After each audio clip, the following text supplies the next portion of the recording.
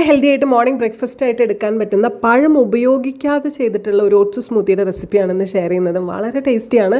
So ഇതെങ്ങനെ പെട്ടെന്ന് ഉണ്ടാക്കിയെടുക്കാമെന്ന് നോക്കാം. ഇതിന് പഴത്തിന് പകരമായിട്ട് നമ്മളിവിടെ ആഡ് ചെയ്യുന്നത് ഹാഫ് ആപ്പിളും 2 ഡേറ്റ്സുമാണ്. സോ സ്വീറ്റ്നറായേ ഓട്സ് എടുക്കുന്ന സമയത്ത് നേരത്തെ കുതിർത്ത് വെച്ച ഓട്സ് വേണം ഉപയോഗിക്കാം, അല്ലെങ്കിൽ അസിഡിറ്റി ഉണ്ടാവും. ഇനി അതുപോലെ തന്നെ പാലെടുക്കുന്ന സമയത്ത് പാടമാറ്റിയ പാലെടുക്കുക, അല്ലെങ്കിൽ ഫാറ്റ് ഫ്രീ മിൽക്ക് എടുക്കുക.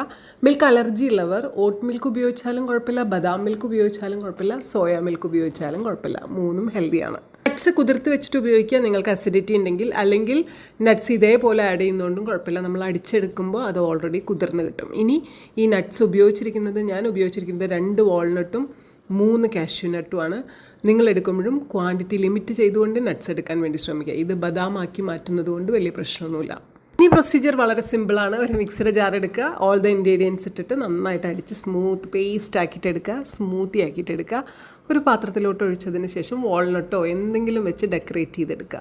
1/2 കപ്പ് മിൽക്കിൽ 1/2 കപ്പ് വെള്ളം ചേർത്തുകൊണ്ട് എടുക്കുകയാണെങ്കിൽ ഇതിൻ്റെ കാലറി നല്ലപോലെ കുറഞ്ഞു കിട്ടും. ഇത് വളരെ ഹെൽത്തി ആയിട്ടുള്ള ന്യൂട്രീഷൻ റിച്ച് ആയിട്ടുള്ള ഒരു ബ്രേക്ക്ഫാസ്റ്റ് റെസിപ്പിയാണ്. നിങ്ങൾ ട്രൈ ചെയ്തതിന് ശേഷം അഭിപ്രായം പറയാൻ മറക്കരുത്. സോ അടുത്ത വീഡിയോ ആയിട്ട് വരാം. Thank you so much. Love you.